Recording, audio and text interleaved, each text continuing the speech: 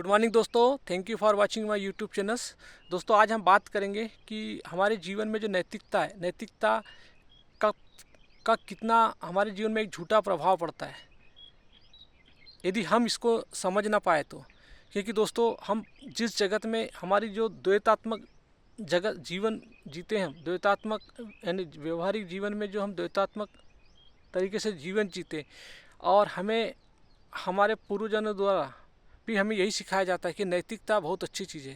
यानी नैतिकता की शिक्षा हमें घर से भी मिलती है, नैतिकता की शिक्षा हमें समाज से भी मिलती है, नैतिकता की शिक्षा हमें स्कूलों से मिलती है, दोस्त भाइयों से मिलती है, बंधुओं से मिलती है, मित्र बंधुओं से मिलती है, रिश्तेदारों से मिलती है। यानी हर तरीके से हमें नैतिकता का पाठ पढ़ाया जाता है। लेकिन दोस्तों, और नैतिकता की परिभाषा भी हमें यही दी जाती है कि क्या चीज़ अच्छी है और क्या चीज़ बुरी है। यानी हमें अच्छे और बुरे चीज़ों में भेद कराया जाता है, और उसी के आधार पर हम सोचते हैं कि अपना सामाजिक जीवन जिया जाए। दोस्तों, इसके पीछे हमें गहरी सोच ये समझना है कि ये जो नैतिकता जो बैठी रहती है हमारे, ये हमें बाहरी नैतिकता का पाठ हमारे से आता क्या है और ये हमारे लिए घातक क्यों होता है, इस पर हमें विचार करने की बहुत आवश्यकता है कि नैतिकता हमारे जीवन को कैसे खोखलापन प्रकट करती है, नैतिकता हमारे जीवन में कैसा हिपोक्रेसी पैदा करती है, यानी पाखंड पैदा करती है, अंधविश्वास पैदा करती है। दोस्तों, इसको समझने की ज़रूरत है। तो इसको समझने के लिए हम चलते हैं। दोस्तों, जब हमारा जन्म होता है, हम जन्म से ही हमारा जन्म जो होता है उस तभी से हम अपूर्ण भाव में होते हैं, और हम संसार की ओर, हमारी जो द्वैत की आंखें वो हमेशा संसार की ओर देखती है और कामना करती है, और तो है यानी कि हम अपूर्ण के भाव में पैदा ही होते हैं। और दोस्तों, इस अपूर्णता के भाव को हमारे जो परिवार लोग हैं वो और पक्का कर देते हैं। कैसे पक्का कर देते हैं? वे हमें सिखाते हैं कि बेटा, तुम्हें कुछ भविष्य में कुछ बनना है, तुम्हें कुछ पैसा कमाना है, तुम्हें कुछ नौकरी करना है, तुम्हें वेल सेटअप करना है। यानी हमें एक ऐसी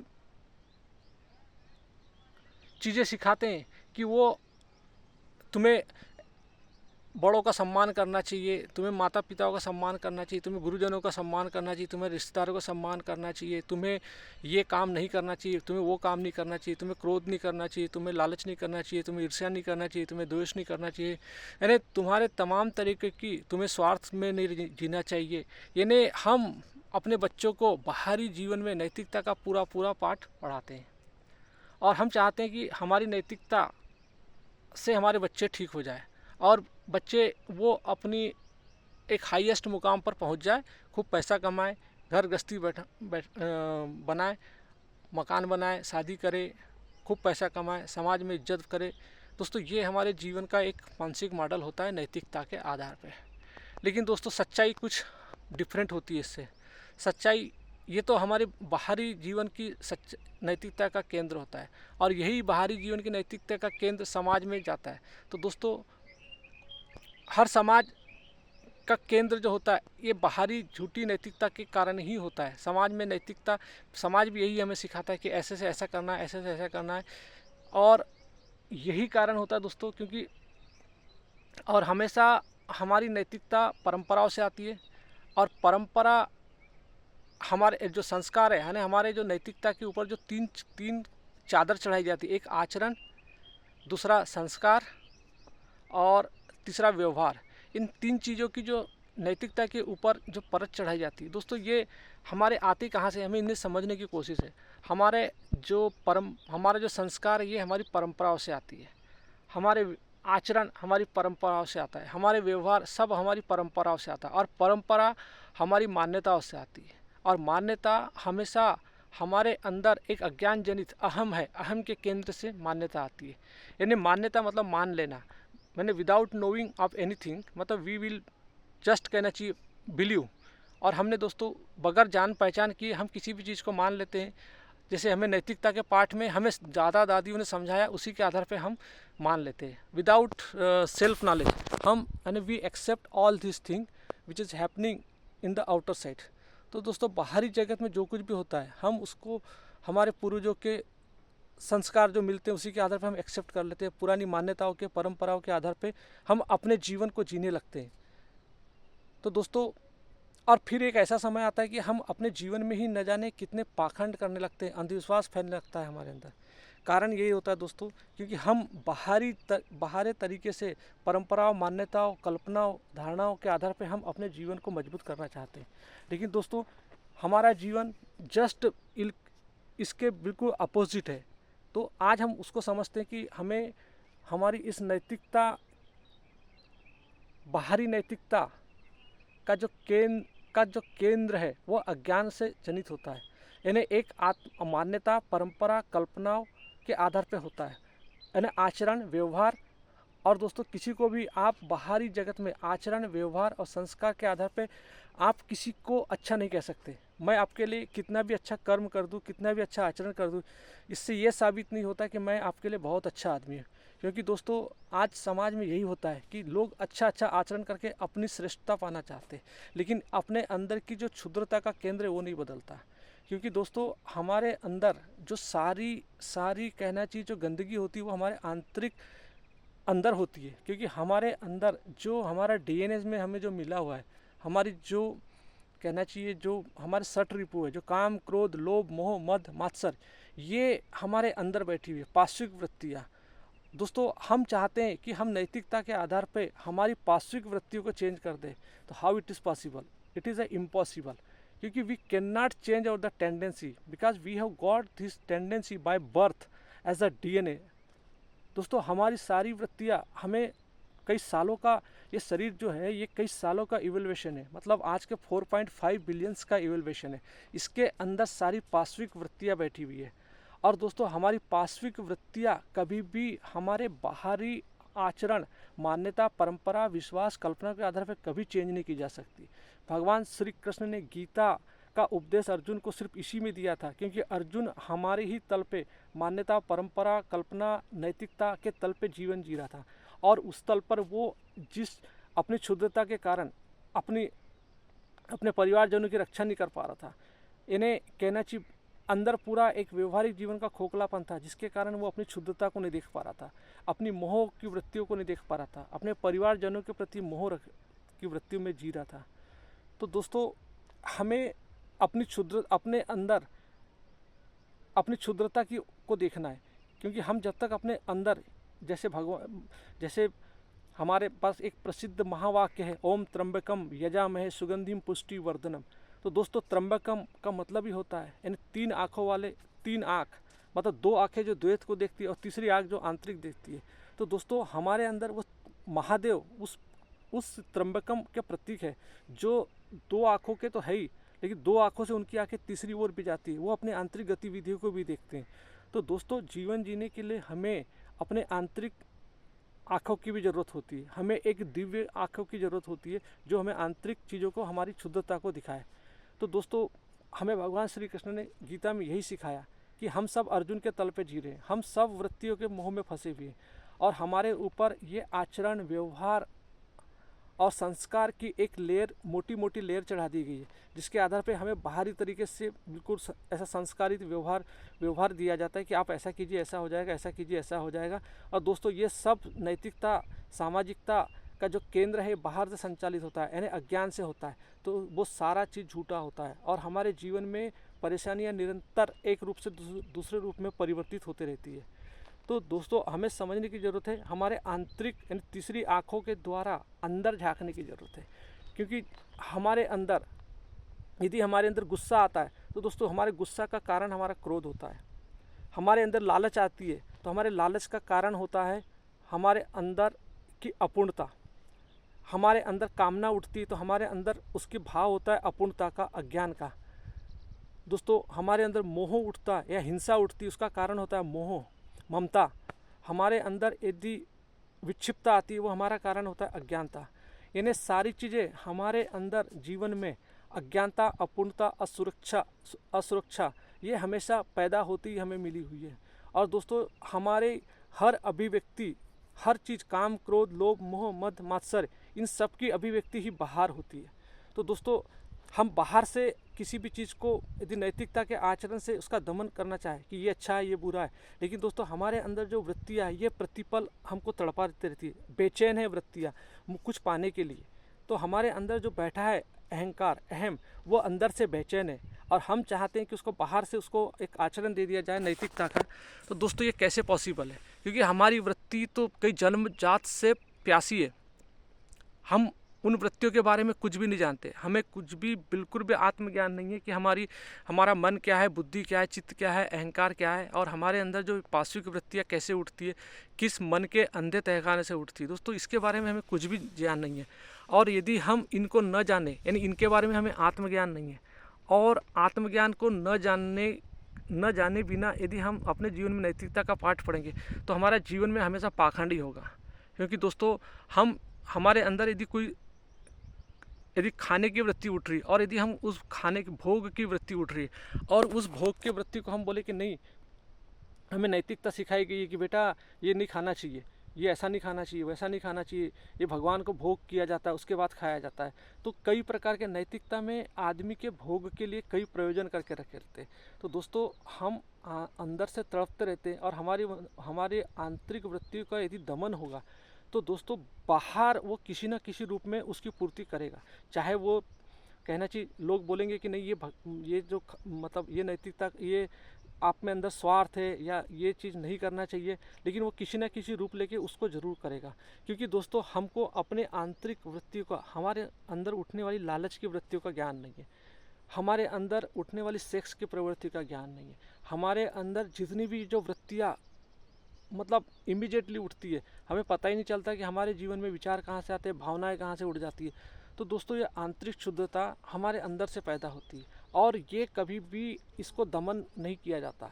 यदि हम जितना अपनी आंतरिक वृत्तियों को दमन करेंगे दोस्तों, उतना ज़्यादा हम पाखंड फैलेंगे।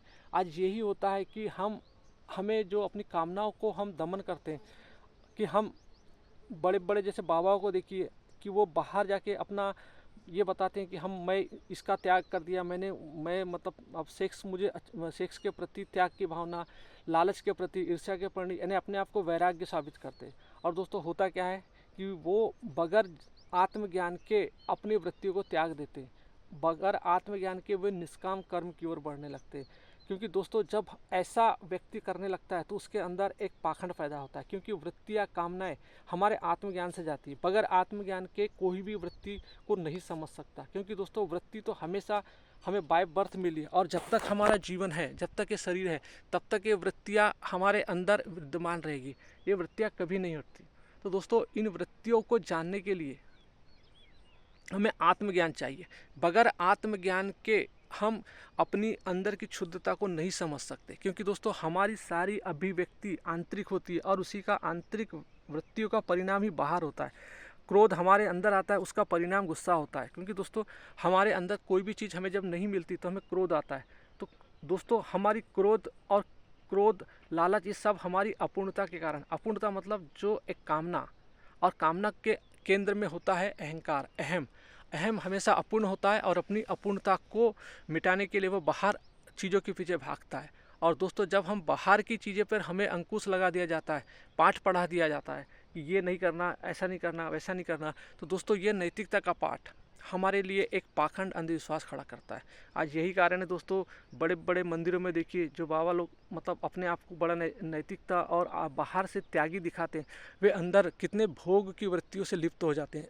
क्योंकि कामना को कभी भी दमन नहीं किया जा सकता, कामनाओं को समझा जाता है। कामनाओं को समझने से कामना कम होने लगती है, कामना का प्रभाव कम होने लगता है। क्योंकि कामना एक ऊर्जा लेके आती है, और यदि हम अपनी जीवन और ऊर्जा यदि कामना को समर्पित कर देते तो दोस्तों हम कामनाओं के जाल में फंसते। तो सबसे बड़ा ये रहता है कि हमें अपनी कामनाओं को आत्मज्ञान के द्वारा, सतत अवलोकन के द्वारा, आत्मचिंतन के द्वारा, आत्मज्ञान के द्वारा अपनी कामनाओं को समझना चाहिए। और इसके लिए हमें निरंतर अपने अच्छे शास्त्रों का अध्ययन करना चाहिए। क्योंकि दोस्तों हमारे जीवन का जो मूल दुख है वो हमारी, जैसे भगवान गौतम बुद्ध ने जो हमें जीवन का उद्देश्य समझाया कि मनुष्य का जीवन ही दुख है, और उस दुख का उन्होंने बताया कि मनुष्य का यानी बर्थ, जन्म लेना ही दुख है, और बुढ़ापा दुख है, और बीमारी दुख है, और मृत्यु दुख है। और दोस्तों इन चारों दुखों के बीच में जो कारण बताया उन्होंने कि हम अज्ञान हैं, हमारे अंदर तृष्णा है, हमारे अंदर कामना है। और दोस्तों इसी से उन्होंने मुक्ति के लिए हमें जो रास्ता बताया कि हम मनुष्य हैं, हम इन चीज़ों से मुक्त हो सकते हैं यदि हम आत्मज्ञान से समझ सके तो। यानी हम एक सम्यक दृष्टि रखें, एक सम्यक ज्ञान रखें, एक सम्यक मतलब आजीविका यानी उन्होंने एक अष्टांग मार्ग का निर्माण किया। उस अष्टांग मार्ग के आधार पर हम अपने जीवन को इसी जीवन में मुक्त हो सकते और एक मुक्त जीवन जी सकते।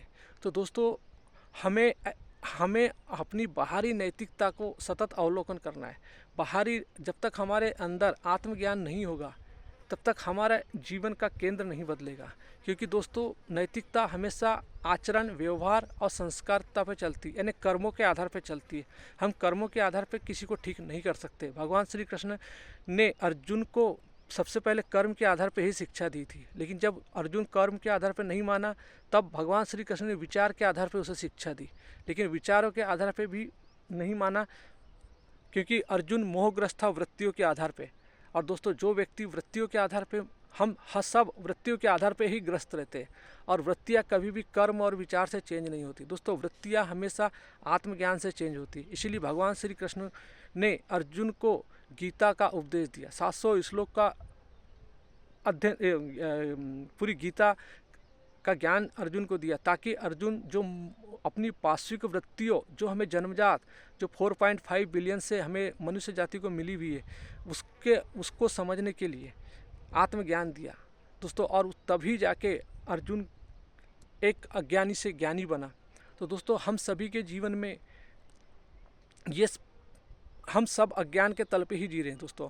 और हम बाहरी जगत में जो भी काम करते हैं, यदि हम आचरण, व्यवहार और संस्कार, मान्यता, परंपरा, कल्पना, इनके आधार पर यदि हम जीवन को जी रहे हैं तो दोस्तों हम घोर अंधकार में जीवन जी रहे हैं, घोर अज्ञानता में जीवन जी रहे हैं। और ये घोर अज्ञानता ही हमारे आने वाली बच्चों के जीवन में विष की तरह है, क्योंकि उनके अंदर जो एक आंतरिक बेचैनी वो कभी भी पूर्ण नहीं हो पाएगी। क्योंकि दोस्तों हमारे अंदर की आंतरिक बेचैनी हमारी समझ से आती है। इसीलिए हमें कहा है किसी ने, अहम ब्रह्मास्मि, तत्वमसि, प्रज्ञानम ब्रह्म। दोस्तों ये सब जो महावाक्य ये हमें दिखाते हैं कि समझ ही चेतना की उच्चतम प्रकृति का मंगल ही शिव है। और दोस्तों जब हमें गा के हमारे कबीर साहब ने, आदि शंकराचार्य ने हमें समझाया है कि मनोबुद्धि अहंकार चित्तानि नाहम, नचो स्रोत जीवा नचो घरा नेत्रा, नचो वेम भूर्मि न तेजो न वायु, चिदानंद रूपम शिवोहम शिवम। न मैं मन हूँ, न बुद्धि हूँ, न चित्त हूँ, न अहंकार हूँ, न मैं देखने वाली आँखें हूँ, न सुनने वाले कान हूँ, न स्मेल लेने वाली नाक हूँ, न बोलने वाली वाणी हूँ, न स्पर्श वाली स्किन हूँ, न मैं आकाश हूँ, न पृथ्वी हूँ, न मैं जल हूँ, न अग्नि हूँ। दोस्तों मैं शुद्ध चेतना की प्रकृति का उच्चतम मंगल शिव हूँ। तो दोस्तों इस प्रकार से आप समझिए कि हम सिर्फ और सिर्फ एक समझ के प्राणी हैं, और ये सारी पार्श्विक वृत्तियाँ हमारे शरीर के रूप में हमें मिली है। और हम यदि अपनी समझ को, अपने आत्मज्ञान को निरंतर सतत अवलोकन के द्वारा यदि मजबूत करते हैं दोस्तों, आत्मचिंतन के द्वारा हमें मजबूत करते हैं, तो एक दिन ऐसा आता है कि हमारा जीवन बेहतर होने लगता है। दोस्तों जीवन बेहतर मतलब एक दिन का काम नहीं होता, जीवन सतत प्रयास होता है। प्रति पल जीवन को देखना पड़ता है, जीवन से उठने वाली हर वृत्तियों को देखना पड़ता है। दोस्तों हमारे संत ऋषि मुनियों ने हमें गा के समझाया है, मोको कहाँ ढूंढे रे बंदे मैं तो तोरे पास, न तीरथ में, न मूरत में, न सूरत में, न मंदिर में, न मस्जिद में, न काबे कैलाश में, मैं तो तोरे पास।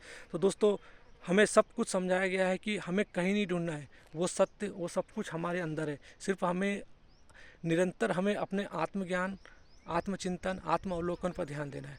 दोस्तों बाबा बुल्ले शाह ने कहा है कि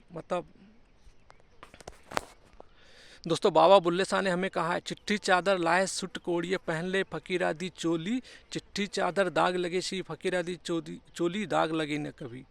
तो इसका मतलब होता है कि जो उन्होंने समझाया कि हमारे अंदर ये जो मन है, मन रूपी जो जो चादर है ये हमेशा मतलब कभी भी आग लग सकती है, लेकिन दोस्तों हमारे अंदर यदि ये आत्मज्ञान, आत्म अवलोकन, आत्मचिंतन जैसे ज्ञान यदि हमारे अंदर है तो हमें कितने भी सांसारिक चीज़ों का दाग नहीं लग सकता, हमारी चोली में कोई दाग नहीं हो सकता। तो दोस्तों जो नैतिकता की चोली, इसको हमें फेंकना पड़ेगा। आत्मज्ञान, आत्मचिंतन, आत्म अवलोकन की को अपने जीवन में उतारना पड़ेगा, तभी दोस्तों हम अपने जीवन को अच्छा जी सकते हैं। नहीं तो परिणाम यही होता है कि हमारे अंदर एक खोखला नैतिकता, हम कितने भी अच्छे पोजीशन पे चले जाए, कितने भी बड़े पद पर चले जाए, लेकिन दोस्तों हमारे अंदर यदि बाहरी नैतिकता से हमारा केंद्र संचालित हो रहा है तो हमारे जीवन में निश्चित रूप से दुख हमेशा आएगा। चाहे हम शारीरिक मानसिक रूप से परेशान रहेंगे, शारीरिक रूप से परेशान रहेंगे और आध्यात्मिक रूप से परेशान रहेंगे। तो दोस्तों हमारे जीवन में हमेशा यही कारण है कि हम बड़ी बड़ी शारीरिक बीमारियों के शिकार होते जाते हैं, क्योंकि हमारा केंद्र हमारे अंदर नहीं देखने देता। हमारा बाहरी नैतिकता द्वैत का केंद्र हमेशा आंतरिक नहीं देखने देता। यही कारण होता है कि हम बड़ी बड़ी शुगर, डायबिटीज, कैंसर, थायराइड जैसी बीमारियों से परेशान होते हैं, क्योंकि दोस्तों हमारे अंदर अज्ञान भरा होता है और अज्ञान हमेशा कामनाओं के लिए दौड़ाता है, और कामनाओं के कारण ही हमारे अंदर की शारीरिक गतिविधियाँ सब बिगड़ने लगती, सब हार्मोनस एक्टिविटी चेंज होने लगती है, हमारे अंदर के सारे केमिकल रसायन चेंज होने लगते हैं। और यही कारण होता है कि दोस्तों हम बड़ी बड़ी बीमारियों के शिकार हो जाते हैं और एक दिन ऐसा आता है कि हमारी डेथ हो जाती है। तो दोस्तों झूठी नैतिकता हमारे जीवन में खोखलापन ही लेके आती है। इसलिए दोस्तों हमें बाहरी नैतिकता के केंद्र में हमेशा आत्मज्ञान होना चाहिए, क्योंकि जो व्यक्ति खुद आत्मज्ञान नहीं जानता वो दूसरों को यदि नैतिकता का पाठ पढ़ाएगा तो दोस्तों कहाँ तक उसकी नैतिकता सिद्ध होगी। नैतिकता का केंद्र हमेशा आत्मज्ञान से आना चाहिए। इसलिए आत्मज्ञान जीवन में सबसे महत्वपूर्ण होता है, क्योंकि दोस्तों हमारी आंतरिक अभिव्यक्ति ही बाहर का मैनिफेस्टेशन होता है। हमारी आंतरिक ज्ञान ही बाहर की अभिव्यक्ति होती है। जो हम अच्छा सोचते हैं, समझते हैं, वही हमारी बाहर हमारा जीवन बनता है। तो दोस्तों जब तक हम अपने आंतरिक गतिविधियों को न समझे आंतरिक शुद्धता को न परखें, तब तक हमारा जीवन बेहतर नहीं हो सकता। तो दोस्तों आप सबसे मेरा यही रिक्वेस्ट है कि अपने जीवन को आत्म अवलोकन कीजिए, आत्मचिंतन कीजिए और इससे आत्मज्ञान प्राप्त कीजिए, और भगवान श्री कृष्ण की नियमित गीता पढ़िए और उपनिषदों का अध्ययन कीजिए, और ये झूठी नैतिकता के चक्कर में मत फंसिए। अपने अंदर जीवन को देखिए, प्रतिपल झाँकिए। जीवन दोस्तों बहुत अनमोल है और जीवन किसी के द्वारा चेंज नहीं हो सकता। आप स्वयं ही हो कि you are the responsible, you can change your life, nobody can change your life, only you can change your life. But when it is possible, when you will observe to yourself what is happening inside and outside. So thank you दोस्तों, have a nice day.